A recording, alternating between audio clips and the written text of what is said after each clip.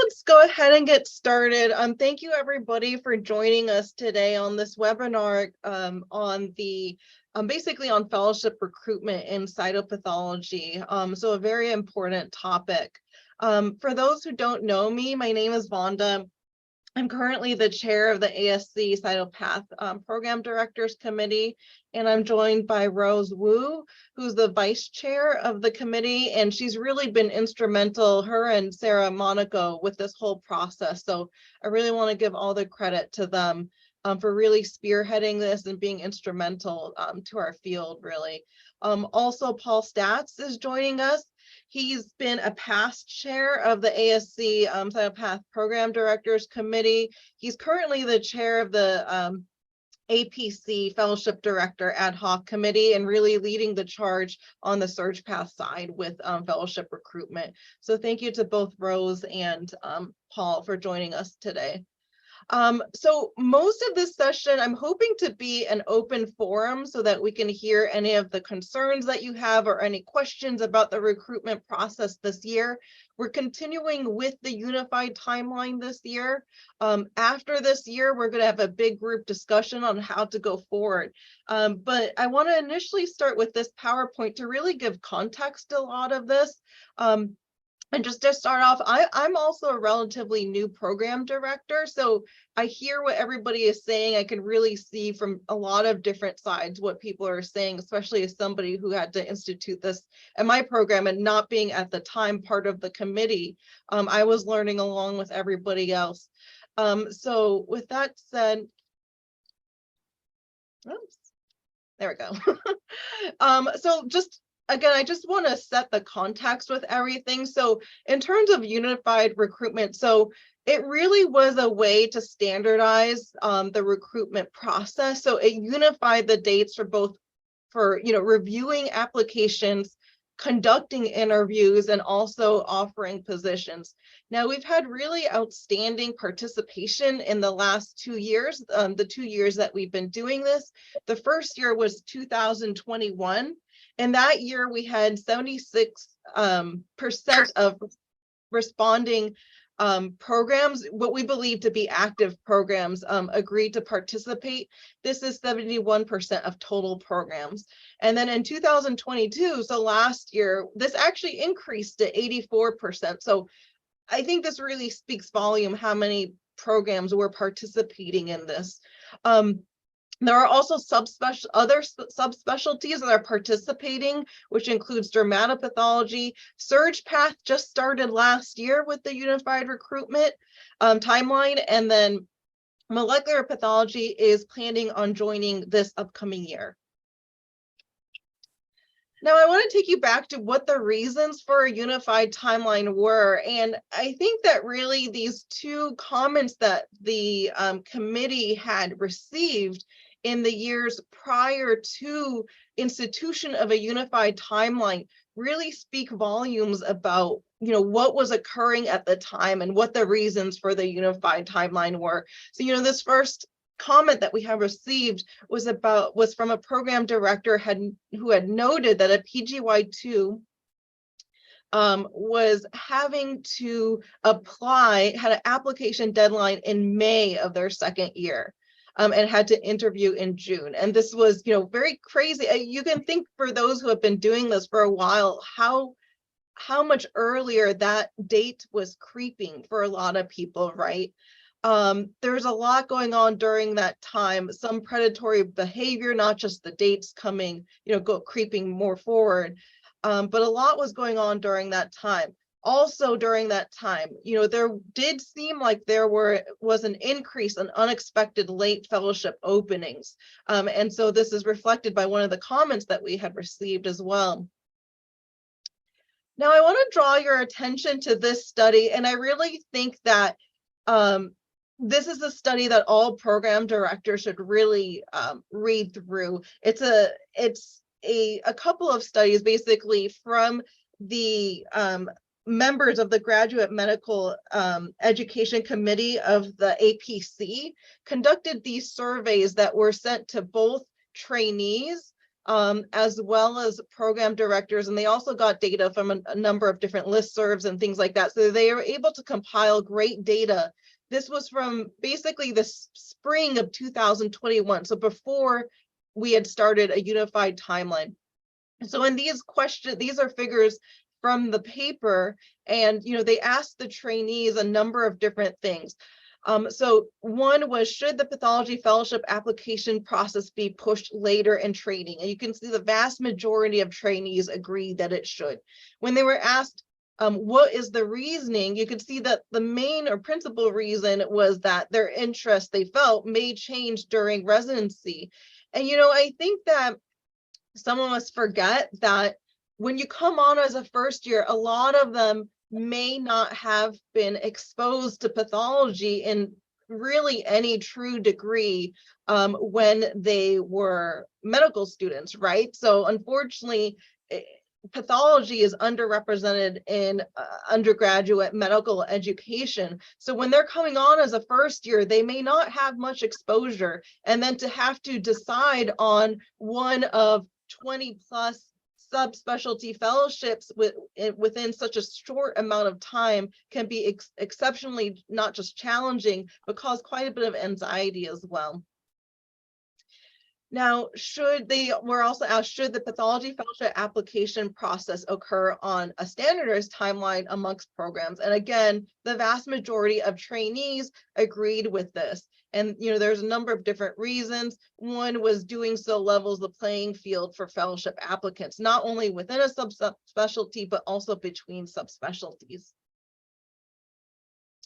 They were also asked, how do fellowship offer timeframes affect applicants? And you can see some of the most common responses were that it prevents applicants from exploring all fellowship opportunities and puts undue pressure on applicants.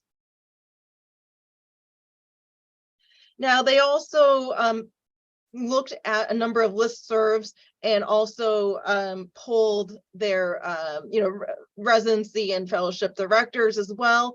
And one thing that they found was that the number of unexpected openings had quite significantly increased over time. Not only this, but they looked into what were the attitudes of those unexpected openings, and I should say, what were the consequences. And you can see really, and you could think for yourself too, how much administrative, not just time, but effort, money as well, goes into having to recruit a fellowship spot, an unexpected fellowship opening, basically. Now, there's this also very nice study that was conducted by Rose as well as Sarah Monaco. And again, I encourage everybody to read this article as well, because it really shows basically, it was from a combination of data sources. One data was from the ACGME accreditation data system, as well as responses from program directors on an ASC survey. And from this data, they were able to see that really the percentage of filled programs declined from a peak of 76% to an all-time low of 61% in 2021. And there was a gradual but steady downward trend in also the number of filled positions as well during this time. So again, this was conducted in the spring of 2021, so before we instituted the unified timeline for fellowship recruitment. They also noted at the time that 46% of program directors reported an increase in unexpected fellowship openings as well. So again, what were the reasons for a unified timeline? Well, a later time frame could allow residents more time to make better or more informed fellowship decisions. This could lead to a number of different things, including decreased applicant anxiety, also with the improvement in application process through standardization. This could also lead to decreased applicant anxiety as well, but just really improve the process overall. If you think about before, applicants really had no central area that they could go and look up, okay, program X is, accepting what application, also, what is their time frame. So now we have a single area where they could go and really get all of this information very quickly. And aside from, just everything being on the same time scale. The unified timeline could also address the increasing trend of fellows dropping out at the last minute. So less unexpected vacancies, perhaps, decreased pressure to offer positions for programs before meeting all qualified applicants, more collegial process, protecting professional relationships across programs, and overall just a more equitable process for both applicants and programs. I think that the unified timeline has had a number of very important successes over the last 2 years that we've done this. Again, there's been great, I would say outstanding program support with the majority of programs participating. Very favorable responses from the trainees themselves on this process for a number of different reasons. Just the fact that we're able to keep the application process from creeping even further back, I think is a huge success. I mean, you go from the basically them having to interview in the summer of their 3rd year or prior to that, even on some instances, to the fall of their 3rd year, I think makes quite a big difference. So I think that that alone has been a very important success of the unified timeline. And again, it makes the process more equitable for trainees and programs as well. Now, this was a post-recruitment survey conducted after the 1st year of the timeline, specifically to cytopathology program directors. Again, with any of these surveys, the response rate may affect things.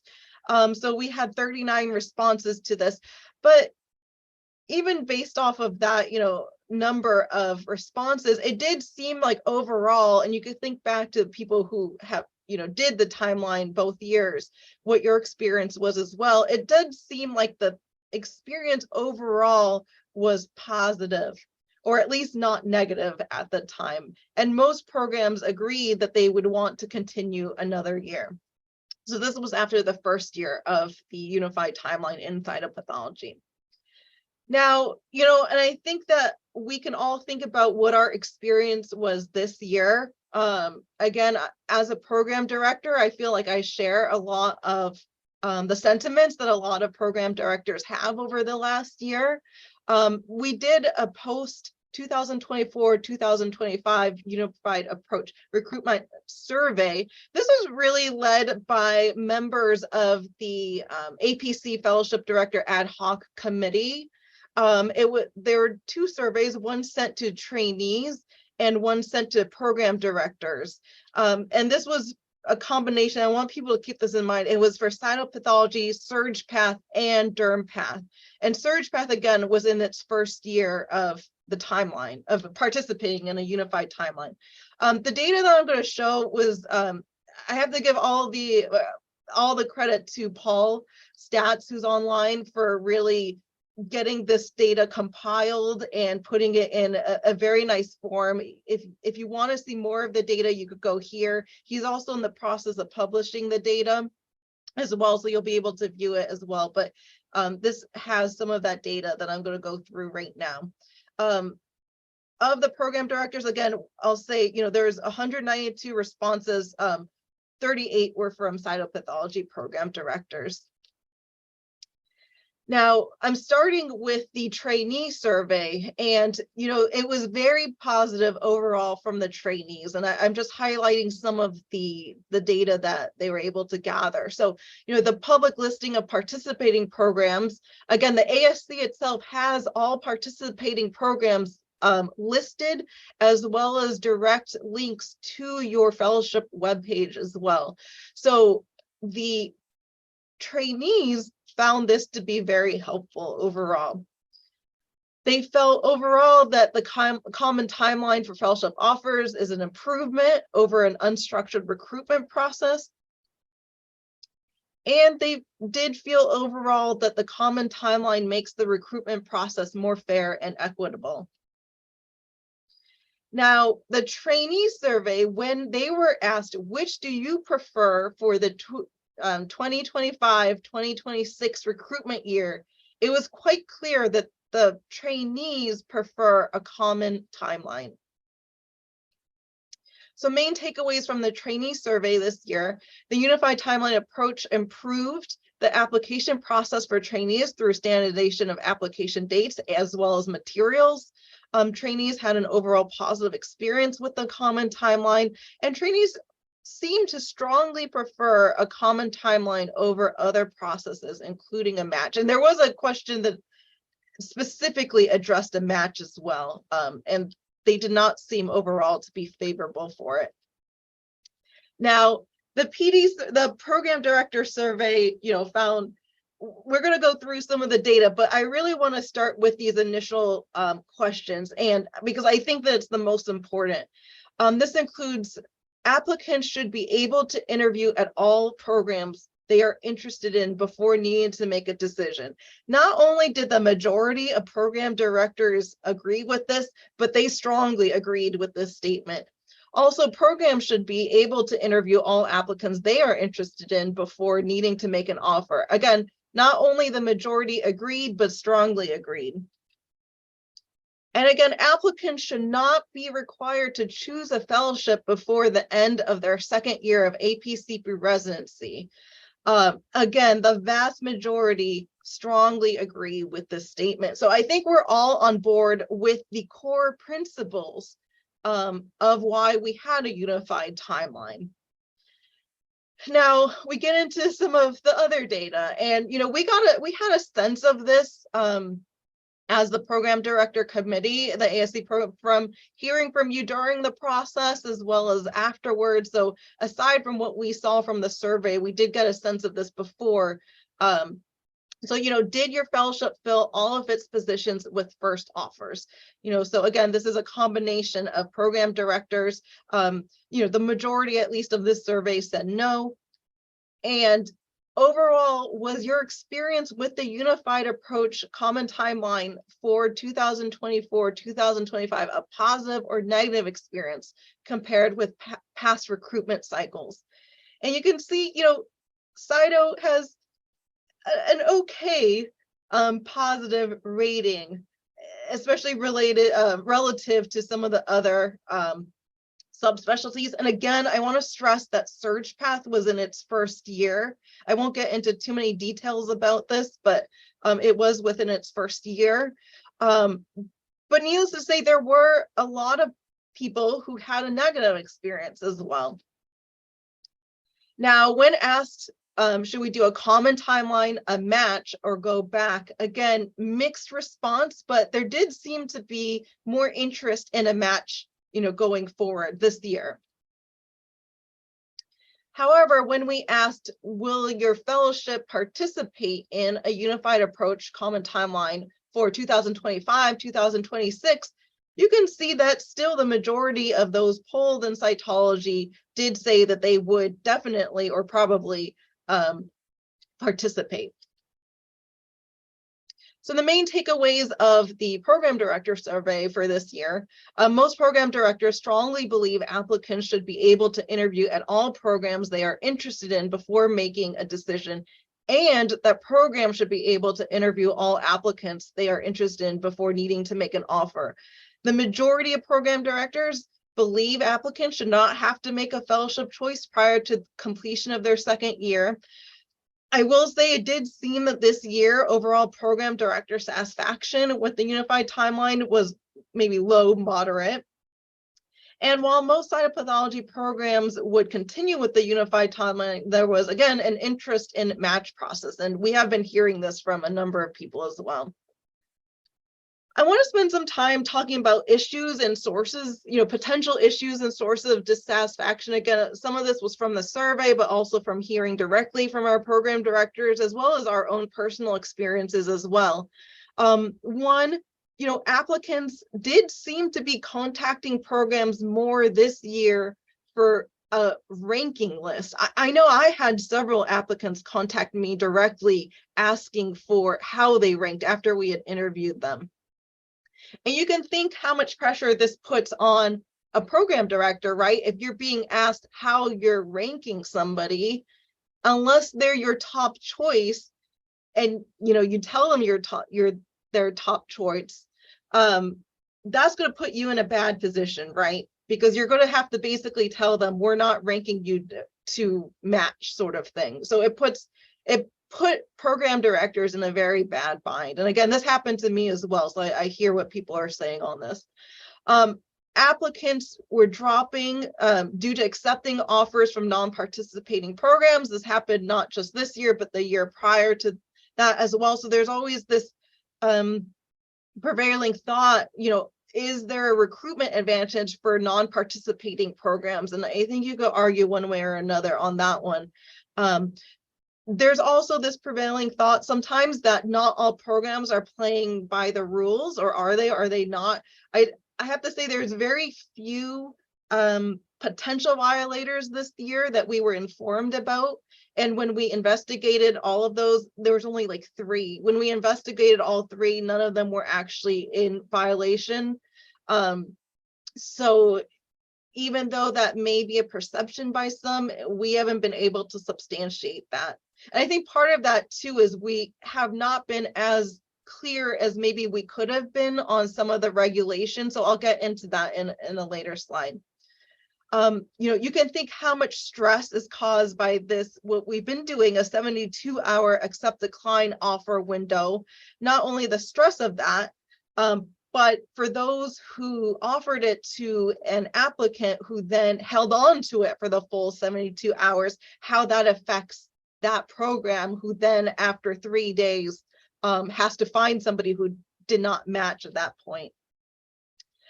There were instances of applicants accepting offers, then reneging on them, and that is completely unacceptable. We'll get into that a little bit later as well, but that did happen this year as well.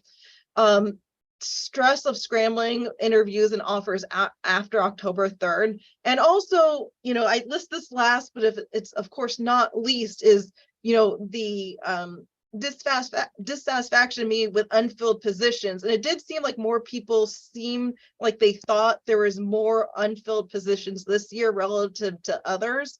I want to spend a little bit of time talking about this because I think that there's a lot of confounding factors that we may not account for. And I had to learn a lot about this and read a lot about this and ask a lot of other people as well, but there's a lot of complex interplaying factors leading to this unfilled positions, not necessarily related to the timeline itself.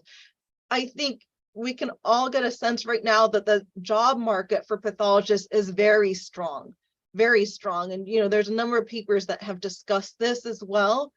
And you can see from a number of different data sources that this is corroborated. The ASCP puts out these surveys that every year, and you can freely, I should have put I think I put this in the references, but you can access these online very easily and take a look at the data that they put out every year.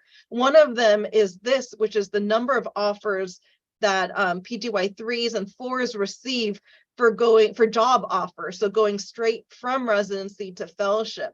And one thing that I want to draw your attention to is that just a few years ago in 2016, only 18 PGY 3-4 residents had formally applied for a job starting immediately after residency. And in the reports prior to 2016, it was much less. It was like a handful, if that, each year. And compare this to 2022, almost 100 residents had applied for jobs, and a lot of them are getting jobs right after residency. So we have to keep that in mind, how good the job market is right now. You also just have to go to Pathology Outlines to see how good the job market is right now. I mean, you could clearly see it's been on the increase, and it's really at a peak right now in terms of job openings. So there's some uncertainties going forward. So what was or what will be the impact of a strong job market on fellowships? Will there be fewer applicants?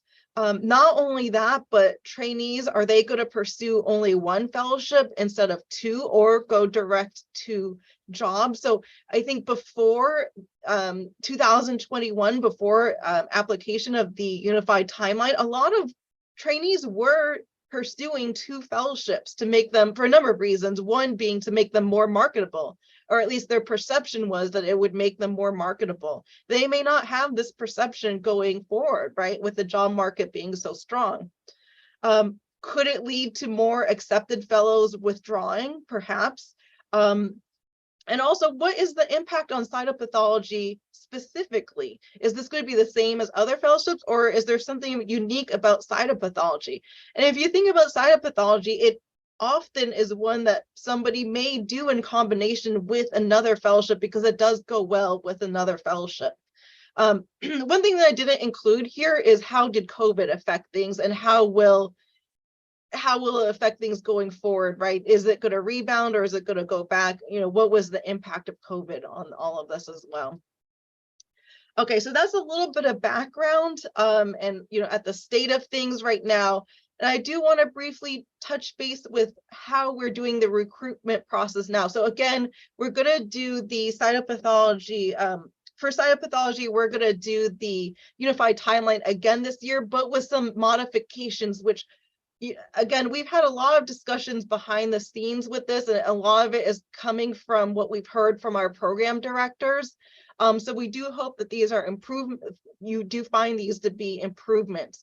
So this is all on the ASC Unified Timeline webpage, so it's freely available to you to refer to as well. But you know, so by April 15th, we're hoping to get your decision on if you're going to be continuing with the, if you're going to be participating in the unified timeline or not this year. This will help us, you know, it's a little bit early, but applicants are already starting to send in applications for the 2025 to 2026 year. So we do have to try to update our website as soon as possible. If you need more time, we can certainly give you more time. In a few weeks after this, we will start contacting people to see, you know, where you're at that point, if we haven't heard from you. Now, you know, we generally give an application, a suggested application window. For this year, again, the earliest date to start interviews is going to be August 14th. So there's a few modifications to this. You can offer interviews before August 14th, but you cannot conduct any interviews until that week. So that hopefully should allow you more time to plan things out, so it's not like too much of a scramble during that time. We do suggest that maybe the earliest you start reviewing applications is in July. I think usually that's what we do here, and I think that that's helpful because you have then people in mind, and you can start to organize things, and it's not too far in advance. But those are just recommendations. The offer date this year will be the first Monday, so October 2nd. It's going to be at 11 a.m. Eastern. And, you know, we decided on this for a number of different reasons. One was because we did hear about program directors calling very early. So this makes it so it's on basically work business hours, even for people on the West Coast, so it would be 8 a.m. West Coast. So anyways, October 2nd is the earliest offer date. We did also make modifications to the acceptance terms. So we changed the 72 hours to 24 hours, and we're really hoping that this helps programs really decrease the amount of anxiety and things like that. And we are encouraging applicants to really have in their mind what their rank list is prior to going into it. Some of the questions they asked on the survey this year to trainees, I was surprised by how many applicants didn't have in mind what a rank list for them would be, because, you know, they know where they interviewed. So you would think that they have sort of an idea of where they would rank places.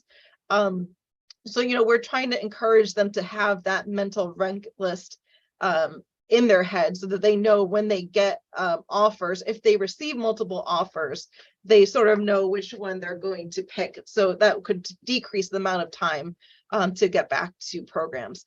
So again, so the major changes for this year, so a 72-hour window down to 24 hours. Also, another major change this year is that, and again, this is based off of feedback that we received, and really to stay, I think, true to the core principles of the unified timeline, is that this is going to be an all or none program listing. So if you're a program that has, say, 3 positions available, you can't list 2 of them as part of the unified timeline and then a third one go, outside of the timeline. So really, to stay true to the principles, we felt that, and from hearing from other program directors, that this should be an all or none this year. So we're going to try that this year. We're also trying to improve a number of different things, including better communication with more resources. We've really tried hard to update the website, and thank you to Jamie Rice for all of her efforts with that. So the website, both the Unified Timeline website as well as the ASC Program Directors website have both been updated with additional resources for program directors. And this includes also a code of conduct that was updated, as well as clearer guidelines as well. So you can find both the code of conduct as well as the guidelines on the Unified Timeline website as well. And another thing that we did clarify, this is not different than last year, but we did clarify that for internal candidates, if you let us know before the interview starts, so that's before August 14th, the internal candidates then you can offer a position to an internal candidate, but it has to be before August 14th. If it's after August 14th, they have to go through the match, basically. So again, this was trying to make things the most fair that we could and make things as clear as we could as well. So if you do offer a spot to an internal candidate before that August 14th, we just ask that you let us know so that we can decrease the number of positions for your program in that unified timeline. Also, if you've already filled with an internal candidate, that's okay. Just let us know that you're for the timeline, but you have no positions available because they've been filled by internal candidates. Now, just a little bit more on this internal candidate subject, because we did debate it a little bit between the different groups, but when we looked at the survey data, this was preferred by trainees to have the option available that they could go outside of the common timeline for their own program. Also, did they feel pressured to? And no, most applicants did not feel pressure by their program to accept an internal offer with this timeline. So options going forward. So we're going to do the unified timeline this year. However, afterwards, we don't know. Are we going to continue with the unified timeline? And if we do, will we do it with modifications? Are we going to revert back to a non-standard application process and let programs just decide everything? Or are we going to go with a match? Now, at this juncture, I'm not going to spend too much time talking about a match. There's definitely pros to a match, and then there's also cons. In the past, it didn't seem like most program directors were on board with a match, and the common timeline seemed like a good sort of middle ground. But it does seem like after the last 2 years, there is more of an interest in the match. And I'll say that this year at the ASC annual meeting, this will be a big area of focus for us during the strategies in education session. So I really urge everybody to go to that. It's going to be on the November 15th. We just heard like a couple weeks ago about that. So please do attend if you're able to, because we're going to be discussing and trying to determine at that point to what the next step will be. So I'll have more details and we'll have more webinars before that date. So I'm not going to spend too much time right now discussing this. And I'm going to leave you with a few things. So why continue with the unified timeline? And as program directors, you really have to ask yourself, like, what is important? I think we can all agree that recruitment should not start more than 24 months in advance. Accepted candidates should be more certain of where they want to be, thereby decreasing late unexpected openings. So, this is a benefit for programs. Decreased pressure for programs to offer a position prior to meeting all qualified applicants. demonstration of ongoing program improvement and commitment to diversity and equitable recruitment practices, enhance recruitment with free program advertising on the ASC recruitment page with links to your program's webpage. We're also going to be modifying this as well so that this year, if during the offer period you do not match, we're going to keep that open and update it very frequently, even outside of the week of the match, so that if you do have an opening beyond that week, it's going to be updated so that trainees can look at our website and better assist in finding programs and residents, or matching residents and open positions.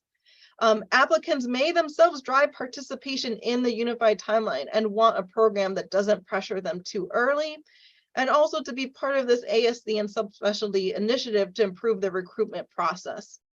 And really what I want people to remember is that no system is perfect, right? We're trying to improve on an inherently broken system. And what is good for one program may not be good for another program. So, we're really trying to listen to our program directors.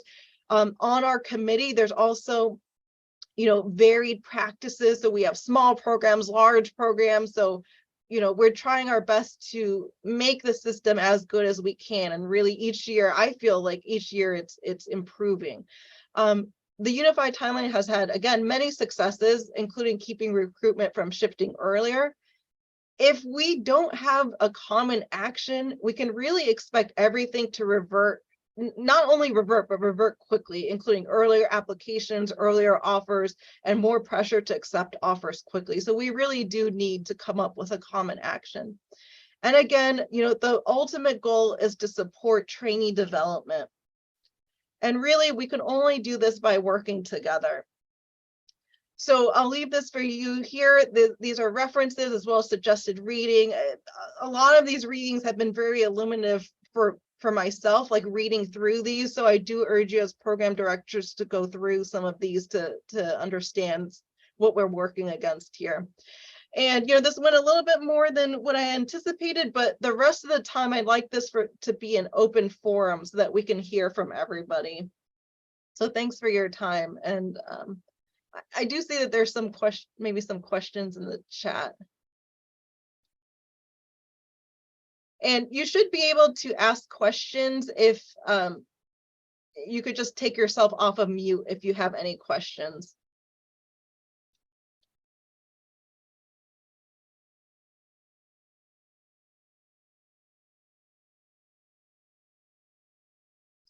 Looks like one question was, when you say all programs, is that strictly cytopathology or I'm not sure what this was referring to, but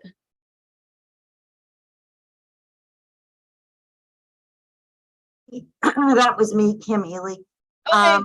It was one of the earlier code slides where you said that there was that most of the programs from the faculty standpoint were content with the process. And I didn't know if you were talking specifically about Cytopath or SearchPath and DermPath as well. Or is this just feedback from Cyto?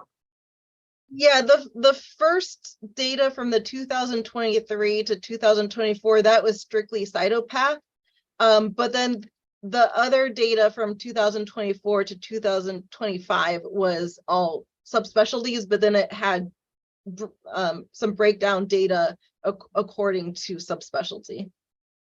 Because I found that our issue, while we matched, I found that the applicants were applying to multiple programs, meaning SearchPath, breast, DermPath. Yes, yeah.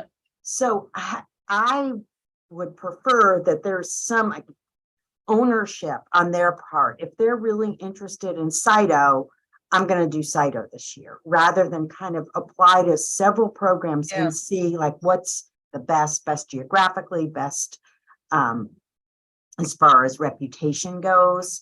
I don't know what other people's experiences were. I agree with you. We did discuss this as well.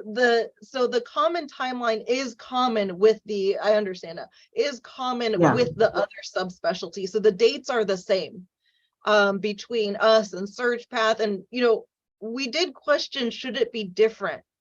To maybe try to get away from, because we did have instances that we knew where, and it's very hard to tell how common was this, but there were at least some that were reported to us where one, resident reneged on offer from one specialty in favor of another one. And I think what it came down to was that with the common timeline, we can't really control for that. We did try to make the code of conduct clearer and, with stronger wording, with some more ramifications if they did do that. So we did try to address it in that way, but I totally hear what you're saying in terms of that. If we did go to a match, that would get rid of some of that. But the match date would likely still be the same as the other subspecialties. Can I add something, Vanda? Oh, yeah. I've noticed that as well in the data that we have. There were quite a bit of people applying across multiple subspecialties, and I haven't gotten a chance to figure out why that is. But one of the things I think contributes to that is that no one actually knows, none of the residents who are applying have any idea how loose or tight a given specialty market is. We've recently, particularly in surgical pathology, but we've recently acquired that data, and I'm going to be sharing it with applicants this year. So, somebody might make a rational decision to apply to GI and cytology, thinking that GI is a tight field. And so I know I'm going to do both of those fellowships, and I want to make sure I get a GI one of those years. And that's probably a reasonable choice to make. And I wouldn't hold it against them to want to be planning to do cytology eventually, but not have a particular preference as to what order to do it in. I think that's probably reasonable. And I think we should try to accommodate that. But I think a lot of folks applying across some of the other subspecialties may not realize how many open positions there have been historically in those specialties. And that may relieve some of that multi-specialty interviewing. Okay, great, thank you. Another question is regarding the offered times. So it is 24 hours from the date and time that you offered it. So yes, you would have to wait 24 hours for the next offer. Vanda, the way we're interpreting that in SurgePath is actually as soon as you get a declination, you can go ahead and make another offer. Oh yes, if they haven't, sorry, if they decline, I thought that meant if they haven't responded. But yeah, if they decline, then yes, you could do it right after. Sorry about that.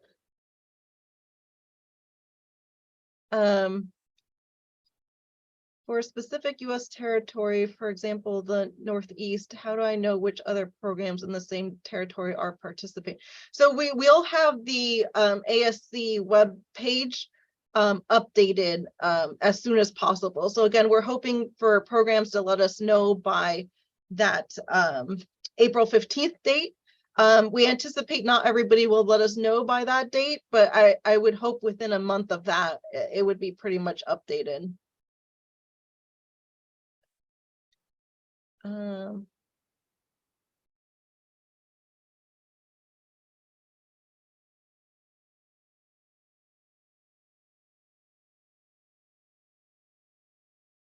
So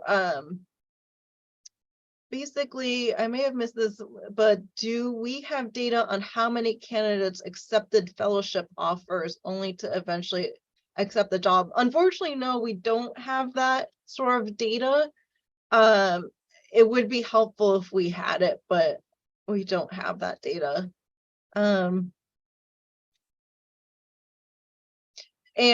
I think I got to some of this. It's so that we can update that web page, because already we're having a lot of questions about this. and applicants are already starting to send in their material. So it would be helpful to us if you're able to let us know sooner rather than later. But if you come back in June and you tell us, you know, now I'm able to participate or whatever, we will be able to update it at that time. But hopefully the sooner rather than later would be helpful.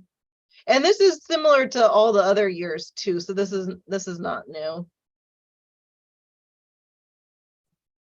And yeah, we did, you know, we did go back and forth on the date, but again, I wouldn't worry too much about the actual date. Again, it's just to help us with some of the bookkeeping and to improve the process for the applicants as well. And I think Rose was answering some of the questions as well.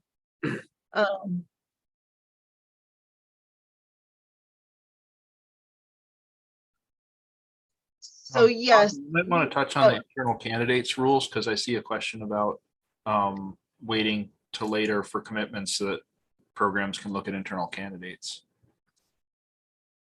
Yeah, so again, you know, some of these dates we went back and forth on, but I think that the August 14th really was like a middle ground, so that you can allow your internal applicant until then to let you know. But if it's after that date, because we're already starting interviews at that point, I think it's the most fair that if they need beyond that, they just go through the you know, the October 2nd offer date. So it's not like you can't offer it to them.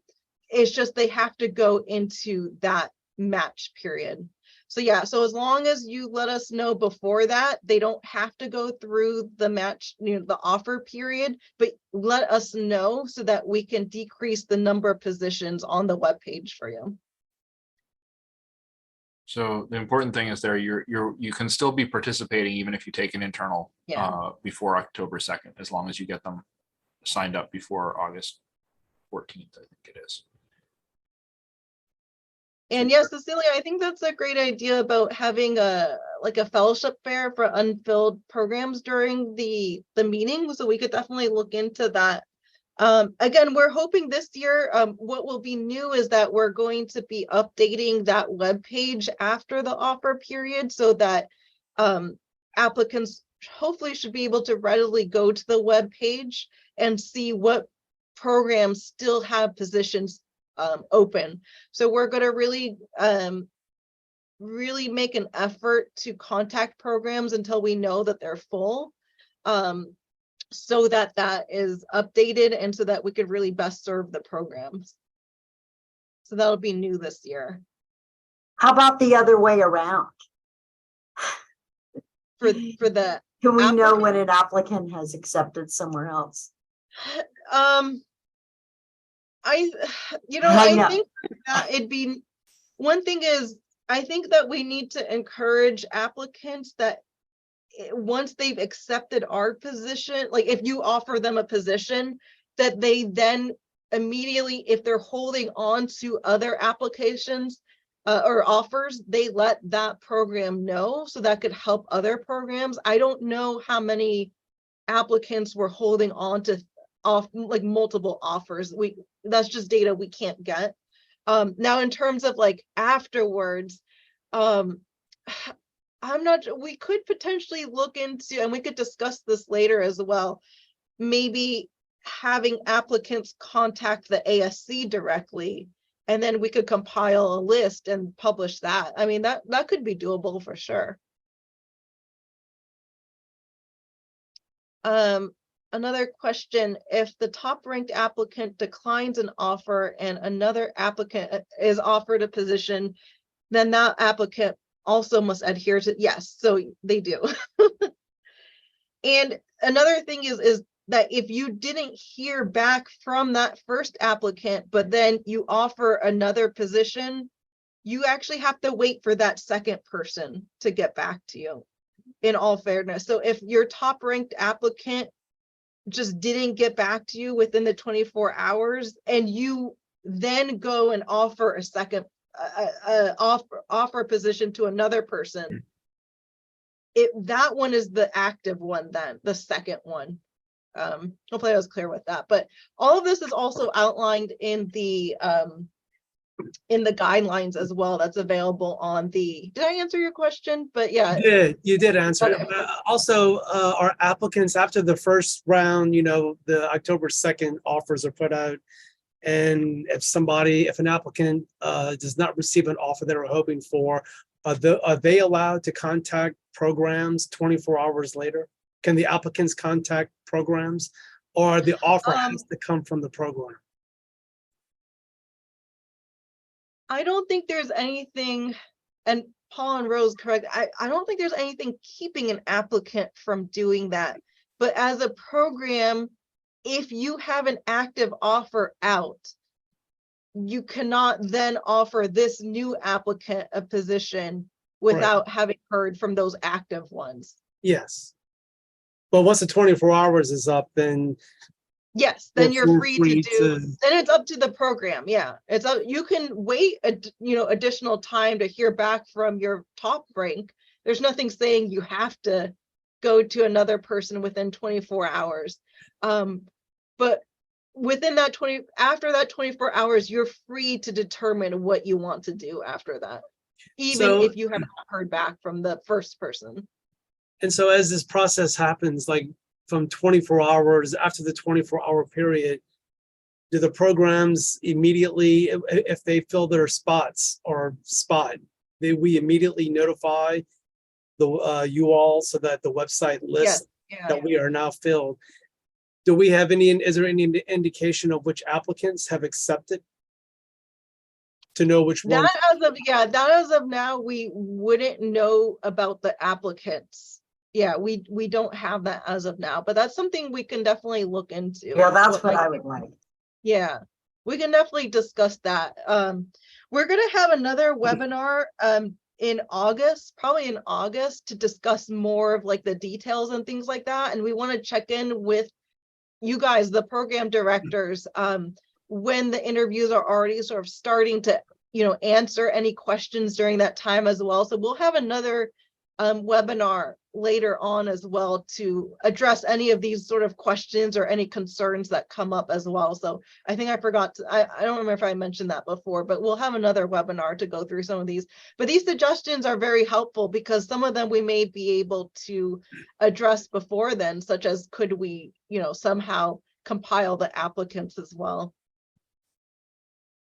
And did I understand correctly, you all want to know by Friday the 15th, but that's not a definite date? Would you confirm that again? Yes, yeah, that we're hopeful that, we gave that as a date, but again, if you don't let it, and we've always given the April date in the past as well, but most programs actually don't let us know by then. So if you need more time to decide, that's okay. It's just, it'd be helpful if we had it by then. And one last thing, do you know how many applicants there are versus how many positions there are throughout the country? That is also tough to tell because some of them may be applying to more than just cytopathology. So I don't know that we have that data, but we can look into that. But I don't think that we have that data, or that it's compiled anywhere, I should say. Thank you. No, thank you. To confirm that you want to participate, so please send that to Jamie Rice.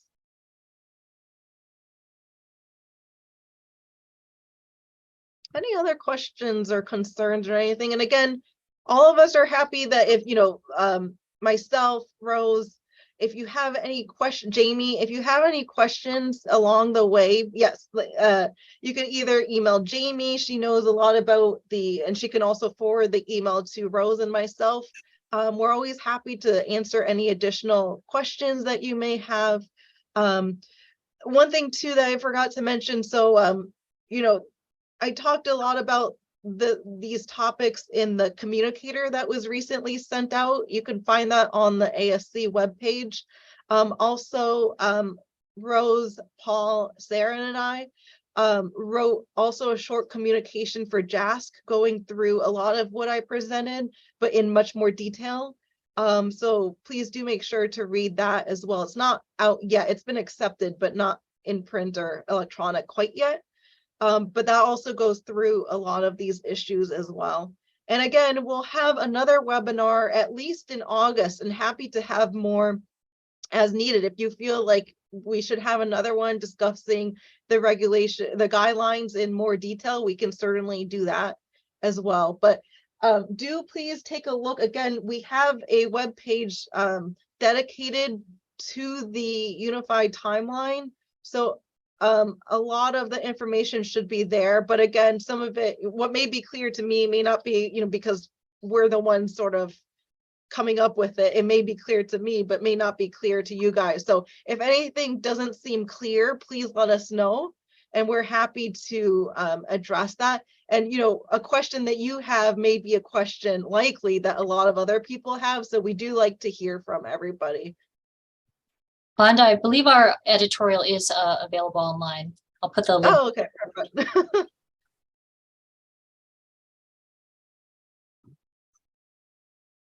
Anybody else?